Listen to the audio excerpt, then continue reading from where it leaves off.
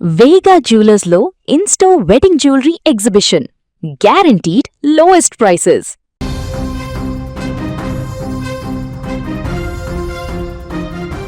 తమిళనాడులో కొత్త ముఖ్యమంత్రిగా విజయ్ దళపతి ప్రమాణ స్వీకారం చేశారు.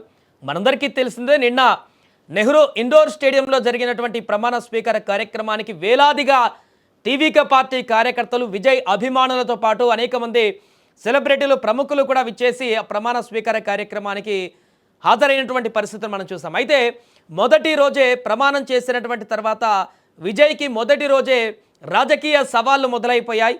అక్కడ ప్రమాణం చేసిన తర్వాత ప్రసంగిస్తున్నటువంటి విజయ్ రాష్ట్ర బడ్జెట్ గురించి ప్రస్తావించారు. లోటు బడ్జెట్తో అక్కడ తమిళనాడులో పాత ప్రభుత్వము తక్కువ బడ్జెట్ అప్పుల ప్రభుత్వంగా మార్చేసింది, అప్పుల రాష్ట్రంగా మార్చేసిందని వ్యాఖ్యానించగా అక్కడ డిఎంకే అధినేత స్టాలిన్ రంగంలోకి దిగి కౌంటర్ అటాకులు చేయడం జరిగింది. ఆ తర్వాత తాజాగా నిన్న మిత్రపక్షాలైనటువంటి విజయ్కి సపోర్ట్ చేసినటువంటి వామపక్షాలు వీసీకే పార్టీ నుంచే తీవ్ర ఆగ్రహం వ్యక్తం చేసినటువంటి పరిస్థితి ఏర్పడింది.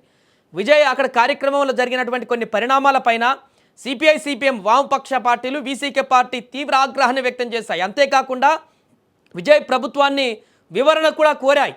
ప్రమాణ స్వీకార కార్యక్రమంలో ఇంత దారుణమైనటువంటి అవమానం జరగడం పట్ల ఆగ్రహించినటువంటి వారు నేరుగా ప్రభుత్వానికి ఫిర్యాదు కూడా చేయడం జరిగింది. అసలు ఏం జరిగింది అన్నటువంటి విషయానికి వస్తే, నిన్న అక్కడ నెహ్రూ ఇండోర్ స్టేడియంలో ప్రమాణ స్వీకారం జరిగినటువంటి కార్యక్రమం చివరన రాష్ట్రగీతం, తమిళనాడు రాష్ట్రగీతం ఏదైతే ఉందో అది కార్యక్రమం చివరన పాడారంటూ ఇది రాష్ట్రగీతాన్ని అవమానించారనేటువంటి ఒక ఆగ్రహాన్ని వ్యక్తం చేయడం జరిగింది. సాధారణంగానే తమిళ్ అంటే ప్రాంతీయతత్వానికి ఎంత ప్రియారిటీ ఇస్తారో మనందరికీ తెలిసిందే.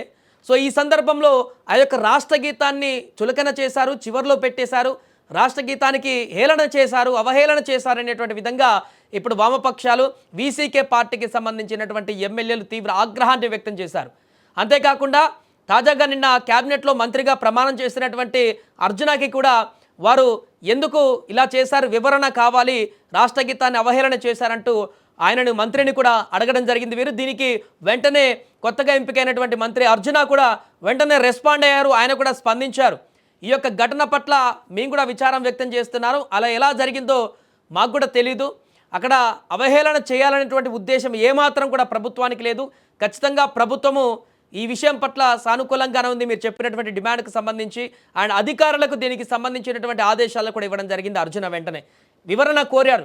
అక్కడ ఉన్నటువంటి అధికారులను అడుగుతాము, ఎందుకు ఇలా జరిగింది, అక్కడ షెడ్యూల్ ఎక్కడ మిస్ అయింది ఏంటి అనేటువంటి విషయానికి సంబంధించి కూడా మంత్రి అర్జున అక్కడ ఉన్నటువంటి అధికారులకు కూడా ఆదేశాలు జారీ చేసినట్టుగా కనపడుతుంది. ఏదేమైనా మొదటి రోజే పూర్తిగా ఒక పాజిటివ్ వైబ్రేషన్లో తమిళనాడు ముఖ్యమంత్రిగా ప్రమాణ స్వీకారం చేసి విజయ్ మొదటి సంతకము అక్కడ 200 యూనిట్ల ఉచిత విద్యుత్ పైన సంతకం చేసి మిగతా కార్యక్రమాలను కొనసాగించుకుంటూ వెళ్తారు అనుకున్నటువంటి సందర్భంలోనే ఇలాంటి చిక్కుముడులు మొదటి రోజులోనే ఎదురు కావడం, ఇంకా రాబోయే రోజుల్లో టీవీకే అధినేత విజయ్, ముఖ్యమంత్రి విజయ్ ఎలాంటి రాజకీయ సవాళ్లను ఎదుర్కోబోతున్నారనేది ఒక మచ్చుతునకగా ఇది కనపడుతుందంటూ కూడా రాజకీయ విశ్లేషకులు చెబుతున్నారు. ఎందుకంటే 4వ తారీఖు ఫలితాలు వచ్చినప్పటి నుంచి నిన్న ప్రమాణం చేసేంత వరకు కూడా జరిగినటువంటి రాజకీయ పరిణామాలన్నీ కూడా విజయ్ అసలైన రాజకీయం ఏ రకంగా ఉంటుందనేది ఈ 6 రోజుల్లో చూసినట్టుగా చాలామంది అక్కడ ఉన్నటువంటి రాజకీయ నేతలు చెబుతున్నారు.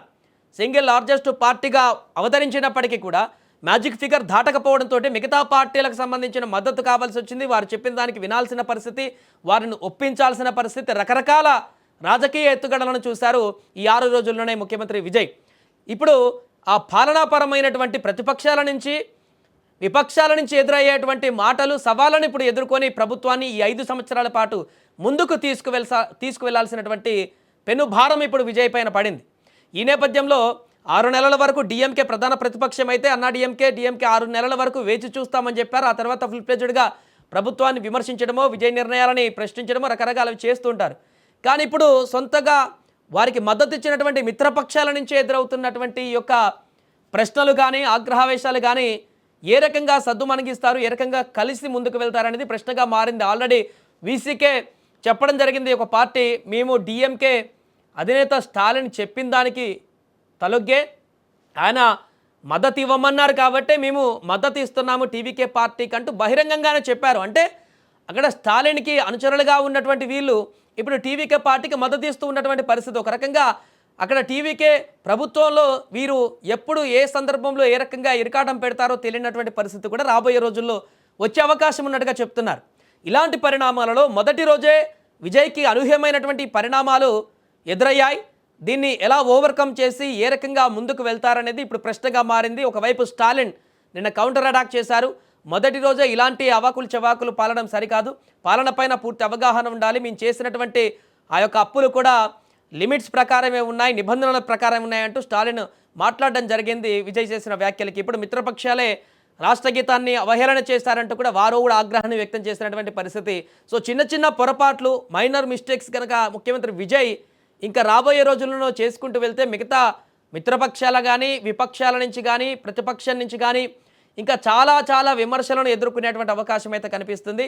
రాజకీయాలు అన్నప్పుడు విమర్శలు, ప్రతి విమర్శలు కామన్. అక్కడ జరిగేటువంటి ప్రతి కార్యక్రమానికి సంబంధించి రెండు కోణాలు ఉంటాయి కాబట్టి వీటిని ఖచ్చితంగా ప్రభుత్వంలో ఉన్నటువంటి అధికారులే, పాలకులే ఎదుర్కోవాలి. కాబట్టి ఈ యొక్క 5 సంవత్సరాలు విజయ్కి ఎలా గడుస్తుంది, ఏ రకంగా తమిళనాడులో మార్పును తీసుకురాబోతారు, అక్కడ ఉన్నటువంటి ప్రజలకు ఏ రకంగా సంక్షేమ పథకాలను అమలు చేస్తారు, తాను మేనిఫెస్టోలో పెట్టినటువంటి అంశాలను పూర్తి స్థాయిలో ప్రజలకి ఎలా తీసుకువెళ్తారు, ఇప్పుడు బడ్జెట్ తక్కువగా ఉందంటూ చెప్తున్నారు, ఆ విషయాలన్నింటినీ కూడా ఎలా సార్ట్అవుట్ చేసి ముందుకు వెళ్తారు, వీటన్నిటిపైన కూడా ఇప్పుడు పెనుభారంగా మారినటువంటి పరిస్థితులను ఎదుర్కొని ఇప్పుడు మిత్రపక్షాలే కానీ, విపక్షాలు కానీ వాటి నుంచి వచ్చేటువంటి ఇలాంటి విమర్శలన్నింటినీ కూడా ఎదుర్కొని వాటిని సార్ట్అవుట్ చేస్తూ ముందు వెళ్లాల్సినటువంటి ఒక భారం అయితే ఇప్పుడు విజయ్ పైన పడింది. ఏదేమైనా మొదటి రోజే ఇలాంటి చిన్న చిన్న డిస్టర్బెన్స్లు జరిగాయి కాబట్టి ముందు ముందు విజయ్కి ఇంకా ఎలాంటి రాజకీయ సవాళ్లు ఎదురు కాబోతాయో అనేటువంటి ఒక చర్చ అయితే ఇప్పుడు రాష్ట్ర వ్యాప్తంగా కొనసాగుతోంది.